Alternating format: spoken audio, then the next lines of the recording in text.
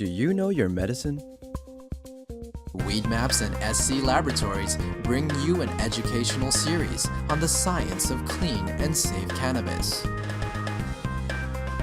Today's cannabinoid profile is on cannabidiol. Cannabidiol, or CBD for short, is the second most prominent compound found in the cannabis plant. A lot of the medical benefits of cannabis that are attributed to THC or other cannabinoids are actually due to the CBD content of the cannabis. It has very strong anti-inflammatory properties.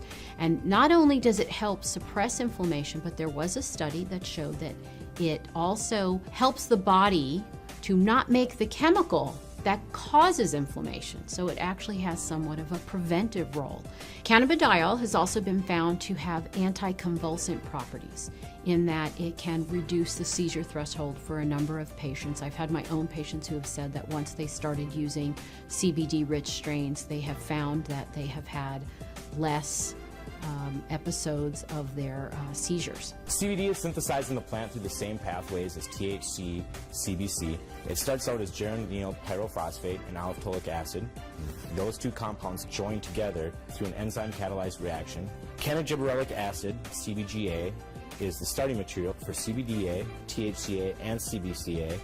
So CBDA synthase, if it's found in large enough amounts, will take this cannabigerolic acid and make it into cannabidiol carboxylic acid, which is CBDA. CBDA is CBD with a carboxylic acid attached to it. Now, with heat or through time, this carboxylic acid will naturally release from the compound as it is very unstable and become CBD. This process right here, where we lose this carboxylic acid, happens at about 80 degrees Celsius. A number of studies were done where they actually gave patients an overdose of THC to see what would happen when they then added CBD. And CBD completely turned around the negative effects of an overdose of THC without changing the levels of THC in the blood. So that means that CBD exerts its own medicinal, just doesn't reverse THC, it actually has its own medicinal properties. CBD has been found to cause cancer cells to what we call commit suicide while preserving the normal cells. And what appears to happen is it appears to bind to the receptors on the cancer cells, which then induce the cancer cell to kill itself. Cannabidiol has also been found to be what we call biphasic in terms of sleep. So at low doses, it's what we call alerting. It kind of keeps you awake. At higher doses, it can be very sedating and cause you to sleep. But what's nice about that is you can control whether or not you are alert or you're feeling tired. When I started testing cannabis about 2 or 3 years ago, we saw virtually no high CBD plants. Almost every plant we tested was high in THC, anywhere from 10% to 20% THC, with some outliers on either end. Some plants would have maybe 1% CBD at the max, 1.5% CBD at the max. Now that we've been testing for a while, we see anywhere from 8 to 15% CBD and maybe 5 or 6% THC in these strains. Some strains we get a 50-50 ratio. It can happen in all different ratios, but what it is it's a recessive gene in plants.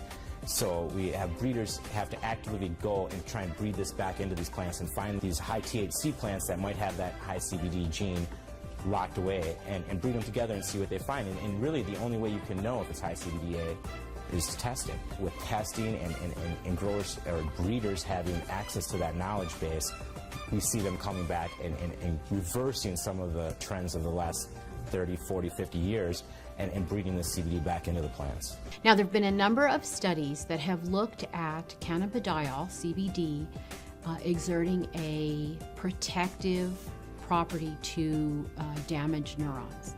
And it appears that in the studies, CBD protects the nerves by inhibiting the process by which nerves are damaged. CBD has also been shown to protect against brain injury. When patients or lab animals have had a brain injury, CBD appears to protect the brain from damage that occurred to the nerve cells.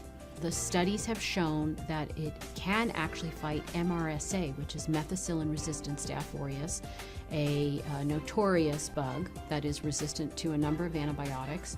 A topical application of cannabis was able to fight the infection, and the MRSA was eradicated from that infection site. SC Labs tests for CBD with a high-performance liquid chromatograph, also known as an HPLC. There's two different ways you can test for cannabinoids. It's either with an HPLC or with a GC. If you hear of someone testing with other methods, it's probably not a scientifically validated method. But the problem with the GC is that the GC uses heat to test for these cannabinoids. And as I said earlier, all the acidic cannabinoids are very sensitive to heat. So the GC can give you no information about the acidic cannabinoids. It can only tell you about the non-acidic cannabinoids. The heat is decomposing these compounds. It's definitely decarboxylating all of them. And you're trying to measure it as these compounds are in a state of flux. And that's just, it's kind of fuzzy. So we use the HPLC because it keeps the cannabinoids in their natural state. They're in their liquid state. There's no alteration. There's no heat or anything like that happening. And so we get a much more accurate and a much more realistic picture of what's actually in the sample that we're testing.